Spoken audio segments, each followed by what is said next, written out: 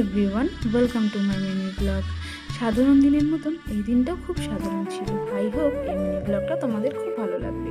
দুপুরে লাঞ্চ ছেড়ে রোদ পোয়াচ্ছিলাম আর নিজের মনের কথা ডায়েরিতে লিখছিলাম। মা এসে বললো, আজকে তো হাট বেঁধেছে, চ একটু ঘুরে আসি। যেমন ভাবা তেমন কাজ।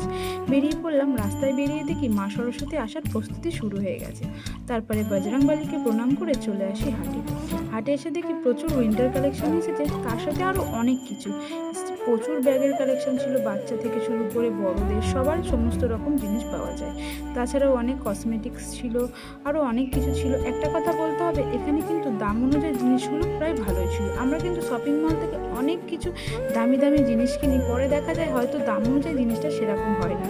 তবে এখানে কিন্তু দামটা খুব একটা বেশি ছিল না। আমি তো অনেক কিছু কিনেছি, সেটা না হয় পরে তোমাদের সাথে শেয়ার করবো। তারপরে কিছু সবজি কিনে পাশের দোকান থেকে চপ কিনে চলে আসলাম বাড়ি। আজকের মতন এইটুকুই। দেখা হবে নতুন কোনো ভিডিওর সাথে। ততক্ষণ সবাই ভালো থাকবেন। টাটা।